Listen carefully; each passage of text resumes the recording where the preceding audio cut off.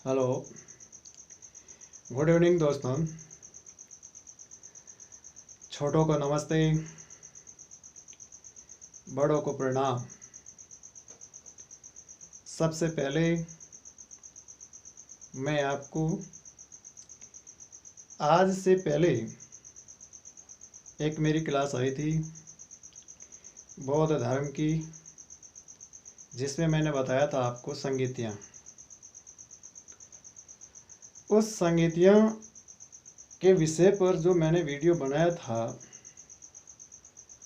और उस वीडियो का आपका जो मुझे रेस्पॉन्स मिला, उस रेस्पॉन्स से और जो आपका प्यार मुझे मिला, उस प्यार के लिए सबसे पहले सादर प्रणाम। आप सभी का तहे दिल से हार्दिक स्वागत और अभिनंदन मैं करता हूँ। उसी मोटिवेशन से मैं मोटिवेट होकर के एक और जो क्लास मैं आज रिकॉर्ड कर रहा हूँ वो है महात्मा बुद्ध का जीवन परिचय। दोस्तों, जैसा कि आप जानते हैं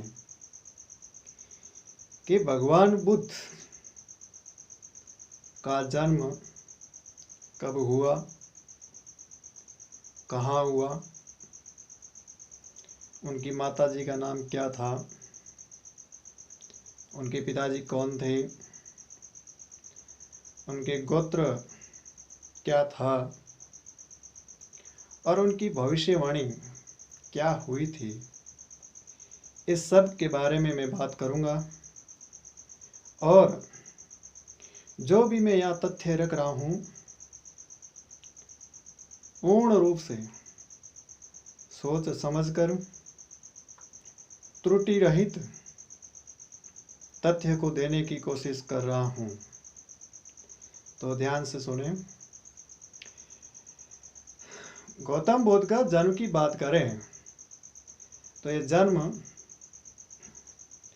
563 ईसा पूर्व, जो कि सर्वाधिक प्रचलित मत है। अब आप कहोगे गुरुजी सर्वाधिक प्रचलित मत तो है, तो दूसरा मत कौन सा है? तो जरा सुने।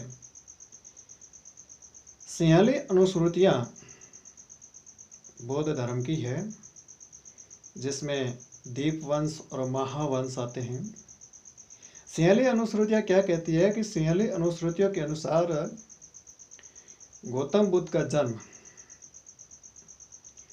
624 624 बिफोर क्राइस्ट, 624 बीसी के अंतर्गत इनका जन्म हुआ था। अब बात करते हैं कि इनका जन्म कहाँ हुआ था। बहुत ही इंटरेस्टिंग विषय है। और इनका जन्म जब इनकी माताजी, अपने एक परंपरा है कि जब नया अपने घर में कोई मेहमान आने वाला होता है तो महिलाएं अपने मायके जाती हैं। तो उनके महात्मा बुद्ध के माताजी जब अपने मातृ कुल में जा रहे थे, तब एक मध्य रास्ते के अंतर्गत लुम्बिनी वन आता है। लुम्बिनी वन के निकट रोमेनदाई नामक स्थान कपिल वस्तु सिद्धार्थ नगर उत्तर प्रदेश के अंतर्गत एक आम्रकुंज वन था। उस वन में साल वृक्ष के नीचे सिद्धार्थ का जन्म हुआ था। अब आपको कहो कि गुरुजी आपने सिद्धार्थ क्यों बोला? सही बात है। तो मैंने सिद्धार्थ इसलिए कहा कि इन महात्मा बुद्ध के बचपन का नाम सिद्धार्थ ही था। अच्छा, तो आप कहोगे कि गुरुजी गौतम क्यों बड़ा नाम, बड़ा अच्छा क्वेश्चन है। तो आप सुने कि गोत्र इसलिए कहलाते थे कि इनका जो गोत्र था वो था गौतम। गौतम गोत्र में जन्म लेने के कारण इनको क्या कहा जाता है, गौतम कहा जाता है। अब बात करते हैं कि इनके पिताजी का नाम क्या था। तो जरा ध्यान से सुने कि पिताजी का नाम सुधोधन था। क्या नाम था, सुधोधन। अच्छा, तो आप बताएंगे और आपको पूछने का हक भी है कि सुधोधन कहाँ के रहने वाले थे। तो मैं आपको बता दूं कि सुधोधन कपिलवस्तु के शाक्य गण के प्रधान थे। कहाँ के प्रधान थे, शाक्य गण के प्रधान थे। और इक्ष्वाकु क्षत्रिय थे। किस जाति से थे, किस गोत्र से थे, तो गौतम तो इनका गोत्र था। इक्ष्वाकु वंश से संबंधित थे, क्षत्रिय कहलाते हैं। और कपिलवस्तु के शाक्य गण के ये प्रधान थे।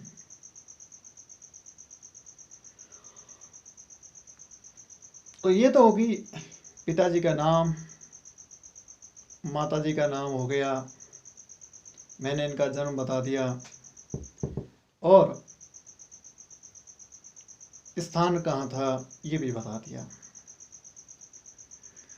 अब आप बताओगे, पूछोगे कि सर आपने सुधोधन जी का तो बता दिया कि आप कपिलवस्तु के शाक्य गण के प्रधान थे, तो माताजी कहाँ के थे। अच्छा, बहुत इंटरेस्टिंग है, मज़े से बड़े और सुनने में आपको मुझे लगता है कि बहुत ही इंटरेस्ट आता होगा।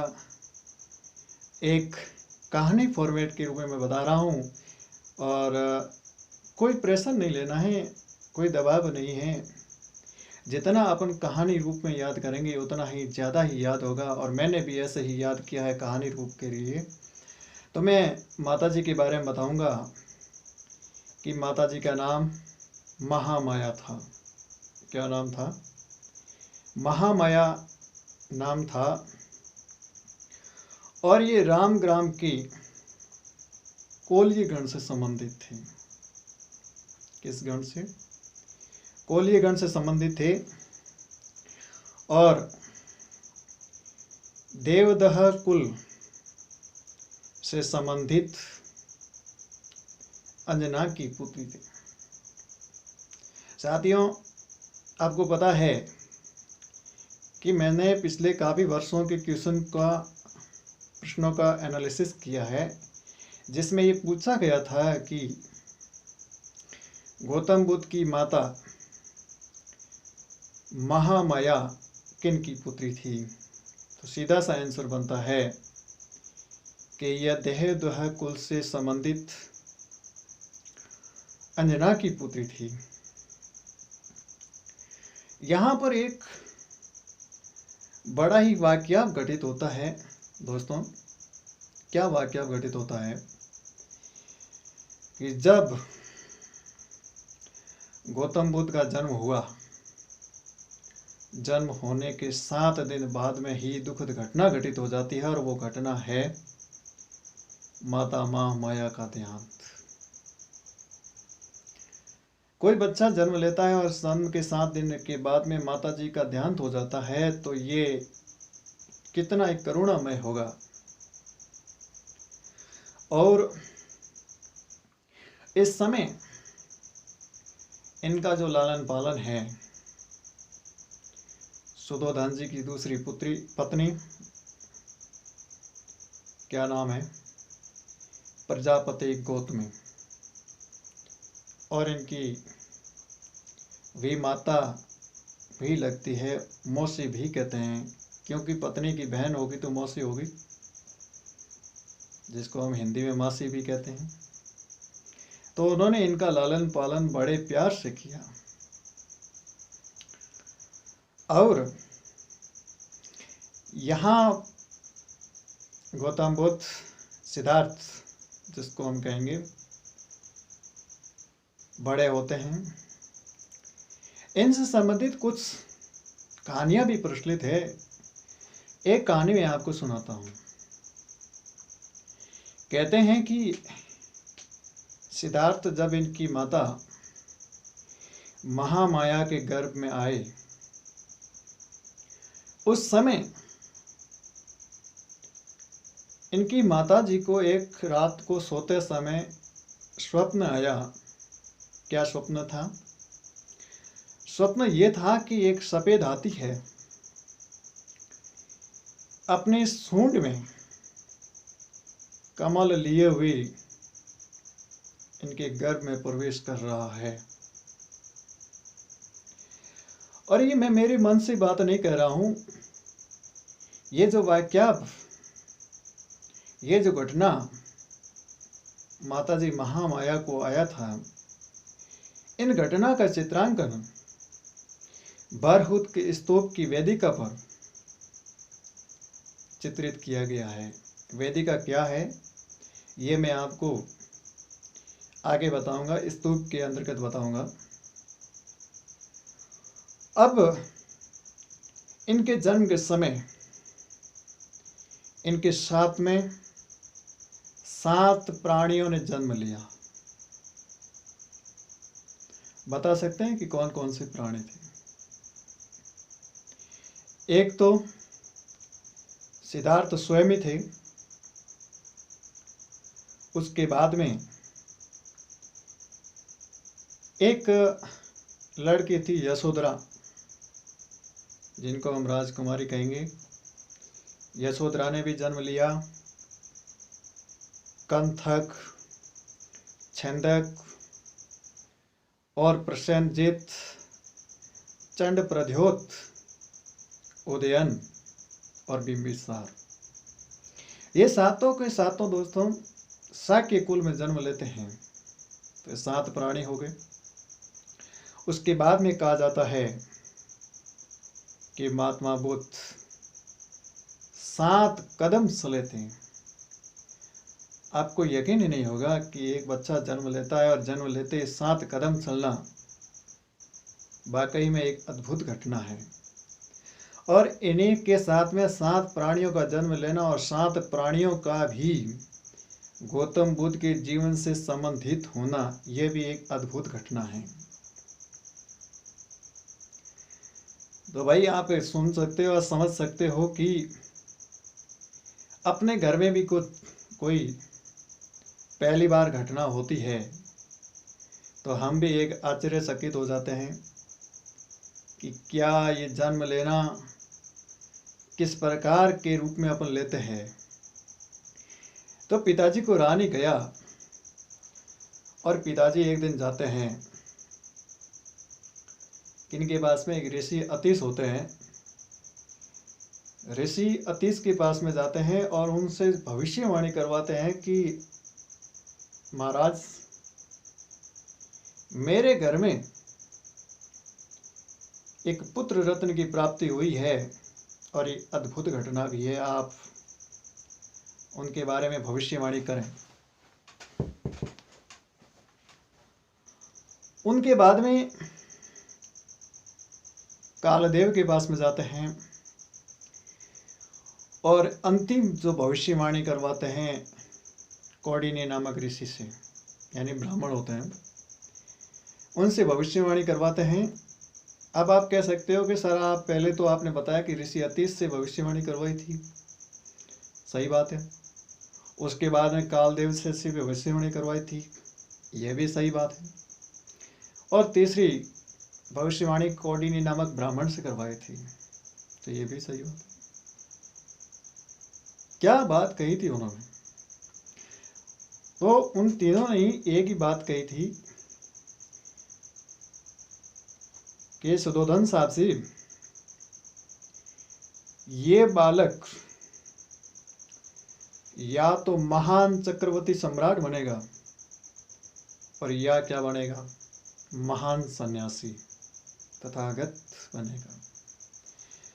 तो आप बता सकते हैं कि जब इनके बारे में ये भविष्यवाणी होती है और भविष्यवाणी के अनुसार ही काम होता है, और क्या काम होता है ये भी मैं आपको बताता हूँ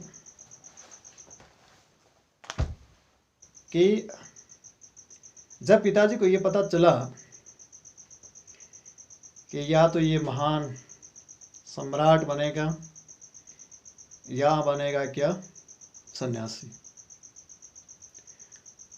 ऐसा माना जाता है कि सुधोधन जी ने पूर्ण प्रयास किया कि सिद्धार्थ सन्यासी न बन जाए। क्या किया है इनके लिए? इनके लिए किया हर प्रकार की सुख सुविधा, राजपाट ठाट, इनका महल अलग कर दिया।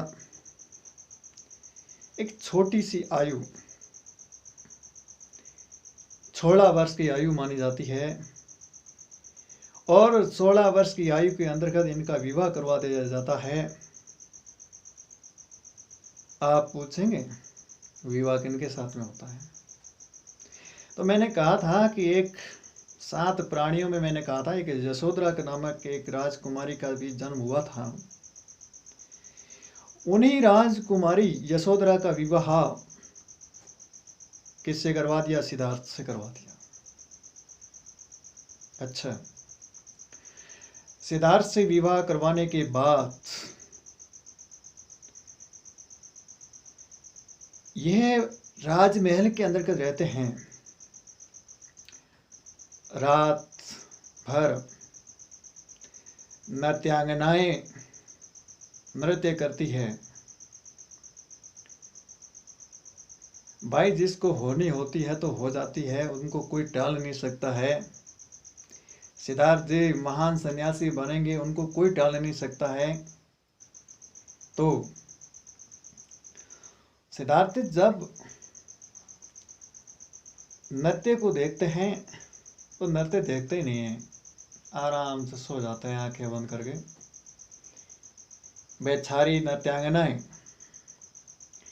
नृत्य करती करती थक जाती है और सो जाती है। सोने के बाद में किसी का बाल की दरी बिखरे हुए हैं, कोई किसी मुख मुद्रा में है, श्वास ले रही है। तब सिद्धार्थ कहते हैं कि असली रूप यह है। और वो नृत्य क्या था? नृत्य था बनावटी रूप। इन घटना से भी सिद्धार्थ का एक वैराग्य उत्पन्न होता है। पिताजी ने तो अच्छे के लिए किया था, लेकिन हर एक बात के अंतर्गत वो सत्य की खोज कर रहे थे और विवाह हो गया। राजपाट ठाट सब सुख सुविधाएं दी थी। और एक मैं बात आपको बताना चाहता हूं कि यशोधरा का नाम बौद्ध साहित्य के अंतर्गत भद्रकच्छा भी मिलता है, बिंबा भी मिलता है और गोपा भी मिलता है। और यशोधरा भी मैं आपको बता दूं कि शाक्य कुल की रहने वाली थी। अच्छा, तो आप पूछेंगे कि साहब ये पुत्री किनकी थी? जरूर मैं भी बताऊंगा, इच्छुक हूं बताने का कि ये पुत्री प्रसूबुद्ध की थी और देवदत्त की बहन थी। जब इन दोनों का विवाह हो जाता है, समय बीतता जाता है और करीबन 12 वर्ष बीत चुके होते हैं। 12 वर्ष के बाद सिद्धार्थ के एक पुत्र रत्न की प्राप्ति होती है। सिद्धार्थ गांव से बाहर वृक्ष के नीचे बैठे हैं। आप कल्पना करें, जैसे मैं बताता हूँ वैसे आप मन के अंदर कल्पना करते जाएं, क्योंकि एक कंसेप्ट बनना बहुत ज़रूरी है। आप रट करके कितना याद नहीं कर सकते हैं। रटी हुई चीज़ 2 दिन 3 दिन 4 दिन के अंतर्गत अपन भूल जाते हैं। लेकिन आप एक इमेजिनेशन करेंगे कि गौतम बुद्ध का विवाह होता है, नृत्यांगनाएं नृत्य कर रही है, रात भर नृत्य करते हुए जब वो सो जाती है, बाल बिखरे हुए हैं, तब सिद्धार्थ उनको देखते हैं, वैराग्य का भाव उत्पन्न हो जाता है। 12वें वर्ष में उनके पुत्र रत्न की प्राप्ति होती है। जैसे ही ये सूचना उनको मिलती है और उनका कहा था कि बंधन, क्या बंधन है। राहुल नाम दिया गया था और राहुल का नाम ही, राहुल का मतलब होता है बंधन। अच्छा, तो ये बंधन नाम दिया गया था। उन्होंने कहा था कि मेरे सांसारिक जीवन में, सांसारिक जीवन की कड़ियों के अंतर्गत मैं जकड़ता जा रहा हूँ, इस बंधन के अंतर्गत बंध रहा हूँ, सामाजिक दायित्व के अंतर्गत मैं बंध रहा हूँ और सामाजिक दायित्व मेरे को घेर रहा है। चलो भाई, बंधन तो हो गया, राहुल नाम भी दे दिया। जब एक बार अपने मंत्रियों के साथ में राज्य का भ्रमण करने के लिए निकलते हैं और ये भ्रमण करते करते वापस आ रहे होते हैं। वापस आते समय इन्होंने 4 घटनाएं देखी। क्या थी वो घटनाएं? पहली घटना ये थी, एक बुढ़ा व्यक्ति है, बैठा है, चल नहीं सकता है, उनके हाथ कँपा रहे हैं। फिर थोड़ा आगे जाते हैं, एक रोगी व्यक्ति मिलता है और रोगी व्यक्ति अपने रोग के कारण तड़प रहा है और वो अपने इलाज की, रोग से मुक्त होने की गुहार लगा रहा है। तब सिद्धार्थ कहते हैं, मतलब एक वैराग्य का भाव उत्पन्न हो जाता है। और तीसरी जो घटना है, आप कल्पना करें, पहले वृद्ध व्यक्ति है, फिर रोगी व्यक्ति है, और तीसरी जो घटना है वो सब यात्रा है। 4 लोग हैं जो कंधे पे उठाए जा रहे हैं, राम नाम सत्य के बारे में बता रहे हैं, उनके पीछे पीछे लोग चल रहे हैं। सिद्धार्थ के मन में बात उठती है और उनका भेजा खराब होता है कि यार ये तो सारा सभी क्या है, दुख ही दुख है। तब आगे जाते हैं और चौथी घटना जो घटित होती है, प्रशांत चित्त मुद्रा में सन्यासी महाराज हाथ में कमंडल लिए हुए और गीत गाते हुए आ रहे हैं। तब सिद्धार्थ के मन में एक भावना उत्पन्न होती है, ये संसार सारा दुख है, कहीं सुख मिलता है तो इस सन्यासी जीवन के अंतर्गत। तो दोस्तों, आज मैंने इस वीडियो के अंतर्गत सिद्धार्थ के जन्म से लेकर के 4 घटनाओं के बारे में बताया है। नेक्स्ट वीडियो आएगा। आज वीडियो करीबन 25 मिनट के करीबन जा रहा है, लेंथी भी ज़्यादा हो गया है। कल का जो मेरा वीडियो आएगा नेक्स्ट क्लासेस, वो मैं चाहता हूँ कि सिद्धार्थ कैसे गौतम बुद्ध बन गए हैं, अर्थात संबोधि तक की यात्राओं को मैं ले जाऊंगा। आप ये वीडियो देख करके कमेंट बॉक्स में कमेंट कर सकते हैं, क्या आपका डाउट रहा है। हाँ, मनुष्य जीवन है, कहीं यदि मेरे से बोलने में त्रुटि हो गई है तो आप माफ़ करना। और जैसे भी जितनी भी मैंने जानकारी बताई है वो मैंने ऑथेंटिक बुक से ग्रहण की है और मैं आपके तक साझा कर रहा हूँ ये जानकारी। मुझे इतना पता चल रहा है कि जो मैं वीडियो दे रहा हूँ आपको, आधा घंटा 15 मिनट 20 मिनट का जो वीडियो आएगा, त्रुटि रहित जानकारी मिलेगी। देखो साथियों, अपने आप में कोई पूर्ण नहीं है, लेकिन हमारी ये कोशिश रहती है कि आप तक बिना गलती के वीडियो पहुँचे। और हाँ, इस वीडियो के माध्यम से आपका एक भी क्वेश्चन सही होता है तो मेरे लिए बड़ी खुशी की बात है। और आप आज कमेंट के अंतर्गत बताएंगे कि आपको ये वीडियो कैसा लगा, क्या मेरी भाषा आपको समझ में आ रही है, और अगला जो टॉपिक लूँ, किस टॉपिक पे मैं वीडियो बनाऊं, इसके बारे में भी आप जानकारी देंगे। शुभ रात्रि, धन्यवाद।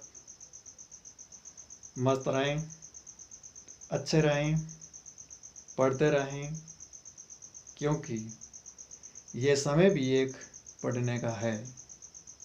थैंक यू, धन्यवाद।